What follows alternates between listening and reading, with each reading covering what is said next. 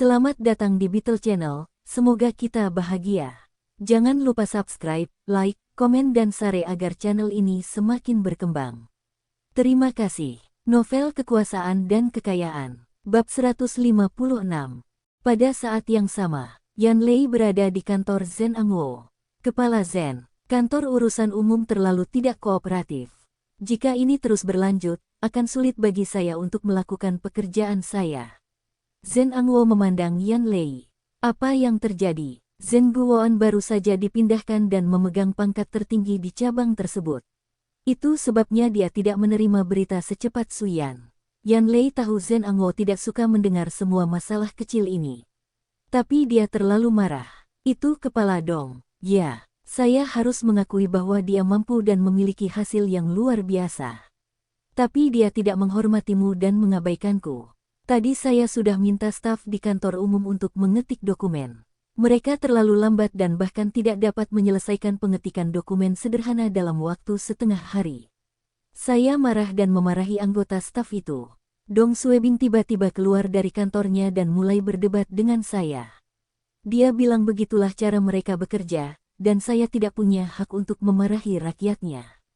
Dia tidak masuk akal. Zhen Angwo mengerutkan kening. Yan Lei melanjutkan. Ketua Zhen, kapan kamu melihatku marah? Tapi Dong Suebing itu keterlaluan. Dia tidak menghormati orang lain hanya karena dia telah mencapai beberapa hasil. Apakah kamu mengatakan yang sebenarnya? Ya, banyak orang melihat apa yang terjadi. Ini adalah pekerjaan seorang sekretaris. Seorang sekretaris mungkin tidak dapat melakukan pekerjaannya dengan baik, tetapi jika sampai menimbulkan masalah bagi orang lain, itu akan menjadi hal yang mudah bagi mereka. Zhen Angwo adalah pemimpin yang baik. Tapi betapapun bagusnya dia tetap memiliki bias. Yan Lei juga tidak mengatakan yang sebenarnya, dan Zhen Angwo merasa Dong Suebing keterlaluan. Yan Lei telah bekerja untuk Zhen Angwo selama bertahun-tahun, dan dia belum pernah melihat Yan Lei kehilangan kesabaran sebelumnya. Dia pikir Xiao Dong pasti mengatakan sesuatu yang membuat Yan Lei kesal. Xiao Dong ini terlalu kekanak-kanakan. Zhen Angwo menggelengkan kepalanya. Dia tidak terlalu memikirkan hal ini, karena dia masih menyukai kemampuan Dong Suebing. Jika tidak, dia juga tidak akan mendukung usulan Su Yan untuk mempromosikan Dong Suebing menjadi wakil kepala bagian. Yan Lei memberitahunya bahwa kejadian ini tidak terlalu mempengaruhi kesan Zhen Angwo terhadap Dong Suebing. Setiap orang memiliki kekurangan, muda dan impulsif. Beri saja dia hukuman, dan dia akan berubah menjadi lebih baik. Zhen Angwo juga tahu bahwa Dong Suebing baru saja mulai bekerja, dan itulah mengapa dia gegabah dan kurang pengalaman. Dia tidak mempertimbangkan dampak tindakannya. Zhen Angwo berpikir sejenak dan mengambil keputusan di dalam hatinya. Dong Suebing khawatir dia akan meninggalkan kesan buruk pada Zhen Angwo. Setelah meninggalkan kantor Suyan, dia pergi ke kantor kepala Zhen. Ketuk, ketuk, Dong Suebing mengetuk pintu. Masuk. Dong Suebing memasuki kantor dengan wajah sedih. Kepala Zhen, saya di sini untuk mengakui kesalahan saya. Yan Lei juga ada di kantor. Dia sedang menyortir dokumen untuk Zhen Angwo. Saat dia melihat Dong Suebing, dia mencibir. Zhen Angwo tidak meminta Dong Suebing duduk dan mengabaikannya. Dia melihat ke arah Dong Suebing dan melanjutkan pekerjaannya. Pengunggahan perdana chapter ini dilakukan melalui N0V3LB1N. Saat Dong Suebing berada di kantor Su Yan tadi, dia juga sedang menulis sesuatu. Itu karena dia memperlakukan Dong Suebing seperti bangsanya sendiri. Tapi Zhen Angwo dengan sengaja mempersulit Dong Suebing sekarang. Dong Suebing sangat marah dan menatap Yan Lei. Tidak sulit untuk menebaknya. Bajingan ini pasti telah mengeluh kepada ketua Zhen dan kemungkinan besar membesar-besarkan ceritanya. Jika tidak, kepala suku Zhen tidak akan memperlakukan seseorang yang harus sangat membantunya seperti ini. Yan Lei, ini bukanlah akhir di antara kita. Dong Suebing hanya bisa berdiri di sana dan menunggu. Sekitar 5 hingga 6 menit kemudian, Zhen Angwo mengangkat kepalanya. Xiao Dong, apa itu? Yan Lei berdiri di samping, menatap Dong Suebing. Dong Suebing mengertakkan gigi. Ketua Zhen, saya meminta maaf atas apa yang terjadi antara Sekretaris Yan dan saya sebelumnya. Aku terlalu gegabah. Dia tidak tahu apa yang dikatakan Yan Lei kepada Zhen Angwo. Namun Dong Suebing tidak bisa memberikan penjelasan apapun dan hanya bisa meminta maaf, meski dia merasa tidak melakukan kesalahan apapun. Zhen Angwo mengangguk. Menurutku kalian berdua salah. Kalian semua adalah rekan kerja, dan jika ada masalah di tempat kerja, kalian semua harus menyelesaikannya secara damai. Jawab Dong Suebing. Ya, kamu benar, kata Zhen Angwo. Oke, kembali bekerja. Dong Suebing ragu-ragu sejenak dan pergi. Dia pikir masalahnya sudah selesai. Namun sebelum hari itu berakhir, Dong Suebing menerima kabar buruk.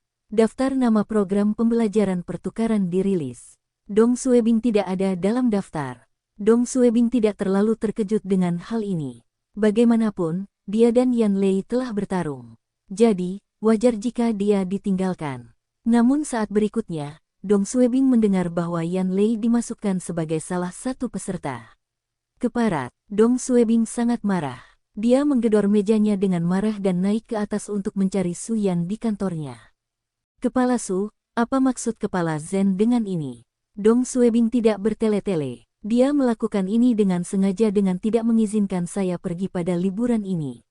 Meskipun ini karena insiden antara Yan Lei dan aku, mengapa Yan Lei disertakan? Saya bukan satu-satunya yang salah pagi ini. Saya tidak bisa bersembunyi di kantor saya ketika Yan Lei memarahi saya secara tidak langsung. Ini tidak benar. Aku salah jika bersembunyi di kantorku saat Yan Lei memarahi orang-orangku. Dia tidak menghormati saya. Apa yang dia lakukan tidak salah. Ketua Su, saya tidak keberatan dimasukkan dalam daftar, tetapi Yan Lei tidak boleh dimasukkan juga. Mengapa Kepala Zhen mengizinkan dia untuk berpartisipasi dan bukan saya? Jika Anda ingin menghukum saya dengan meninggalkan saya, maka Yan Lei juga tidak boleh diikut sertakan. Su Yan memandang Dong Suebing. Duduklah dulu. Dong Suebing duduk di sofa sambil terengah-engah. Ketua Su, apakah saya salah mengatakan ini? Jika ini adalah kejadian lain, Su Yan pasti akan menegur Dong Suebing. Tapi dia tidak bisa memarahinya sekarang. Ketika dia mendengar Yan Lei dimasukkan sebagai salah satu peserta, dia mengerutkan kening. Dia juga merasa Ketua Zhen terlalu bias. Ketua Zhen tidak mau menyebutkan nama Yan Lei, dan semua peserta dipilih oleh komite partai. Tapi Ketua Zhen yang mengambil keputusan akhir, dan inilah masalahnya. Sekretaris Yan dan Xiao Dong baru saja terlibat konflik, dan keduanya harus dihukum. Su Yan juga merasa Sekretaris Yan terlalu berlebihan dan harus menerima hukuman yang lebih berat daripada Xiao Dong. Namun kepala suku Zhen tidak menghukum Yan Lei dan malah memberinya hadiah. Pada akhirnya, hanya Dong Suebing yang dihukum. Siapapun yang berada di posisi Dong Suebing akan marah. Su Yan merasa Kepala Zhen seharusnya tidak bersikap tidak masuk akal. Kenapa dia melakukan ini? Xiao Dong, apakah Yan Lei mengatakan sesuatu kepada Kepala Zhen? Dong Suebing menjawab dengan marah. Dia pasti mengabaikan bagian bahwa dia berteriak di kantor saya dan membuat staf saya menangis ketika dia memberitahu Kepala Zhen. Saya pikir dia tidak mengatakan yang sebenarnya kepada Kepala Zhen. Saat saya pergi mencari Ketua Zhen menyuruh saya berdiri di sana selama 5 hingga 6 menit. Su Yan mengerutkan kening. Yan Lei ini berani memainkan trik seperti itu. Kepala Su, saya akan pergi dan mencari Kepala Zhen sekarang. Saya ingin menjelaskannya kepadanya dan membiarkan dia menjadi hakimnya. Kembali ke sini. Su Yan menghentikannya. Ini sudah dikonfirmasi, dan tidak ada gunanya bagaimanapun kamu menjelaskannya. Lupakan kejadian ini, dan kita akan membahasnya lain kali. Dong Suebing masih marah. Biarkan dia pergi seperti ini. Ketua Su, bukankah menurut Anda ini keterlaluan? Anda juga harus mengetahui kontribusi saya kepada cabang selama beberapa bulan terakhir. Saya hanya ingin bertanya, apa yang telah dilakukan Yan Lei hingga bisa diikut sertakan? Apakah dia mendapatkan hasil? Tidak ada. Dia hanya tahu bagaimana menyalahgunakan wewenangnya atas nama Ketua Zhen. Sekarang, dia diizinkan pergi untuk liburan ini, dan saya ditinggalkan. Apa pendapat orang lain? Ketua Zhen terlalu bias. Su Yan juga merasa bahwa Kepala Zhen hanya mendengarkan satu sisi cerita. Tapi dia tidak bisa mengatakan ini. Kepala Zhen adalah orang yang memberikan persetujuan untuk promosi Anda. Apa lagi yang kamu mau? Dong Suebing terlalu marah dan tidak menahan kata-katanya. Pangkat wakil kepala seksi saya diberikan oleh Anda. Yang dilakukan Kepala Zen hanyalah mengangguk. Jika bukan karena Anda dan Sekretaris Song yang membantu saya tidak akan mendapatkan promosi bahkan dalam 3 tahun. Saya hanya tahu Anda memperlakukan saya dengan baik dan bukan orang lain. Sampah. Suyan memarahi, tapi dia merasa baik-baik saja. Dia dan Song Souji mendorong promosi Dong Suebing. Jangan terlalu perhitungan. Bukankah kamu baru saja pergi ke Provinsi Zhejiang? Dong Suebing menjawab dengan marah. Pergi berlibur sendiri berbeda dengan mendapatkan izin dari biro untuk pergi berlibur. Suyan menatap Dong Suebing. Ini program pertukaran. Ini bukan hari libur. Ya, ini program pertukaran. Mereka yang terpilih adalah orang-orang yang dipercaya oleh biro. Bagaimana seseorang yang tidak memiliki kontribusi apapun bisa dipilih, dan seseorang seperti saya, yang telah memberikan kontribusi signifikan kepada biro, bisa diabaikan. Saya tidak dipercaya oleh biro. Ketua Su, ini terlalu mengecewakan. Dong Suebing diliputi amarahnya. Hukuman Zen Angwo padanya terlalu keras. Beberapa hari yang lalu, dia masih menganggap Kepala Zen adalah orang yang baik. Tapi karena Yan Lei menebarkan ketidakpuasan, dia membencinya sekarang. Dering, dering, dering. Telepon di meja berdering. Suyan melambaikan tangannya. Oke, kesampingkan saja masalah ini untuk sementara waktu dan kembali bekerja. Dong Suebing mengetahui bahwa setelah daftar tersebut dikonfirmasi oleh Kepala Biro Cabang, tidak akan ada perubahan lagi. Suyan masih memiliki urusan lain yang harus diselesaikan, dan dia meninggalkan kantornya. Suyan menjawab telepon. Halo, Kepala Su itu adalah panggilan penjaga pos jaga. Ada sesuatu yang perlu aku laporkan padamu. Ada beberapa siswa di luar gerbang utama kami yang menghalangi pintu masuk. Mereka sepertinya sedang menunggu seseorang dan mempengaruhi orang-orang yang masuk dan keluar dari cabang. Saya meminta mereka pergi, tetapi mereka mengabaikan saya. Apakah mereka tahu tempat apa ini? Saya kira tidak demikian. Telepon Direktur Liking dan minta dia menyelesaikan ini. Setelah menutup telepon, Suyan berpikir sejenak sebelum menelepon kantor Zen Angwo. Halo, Ketua Zen. Saya ingin berbicara dengan Anda tentang daftar nama program exchange.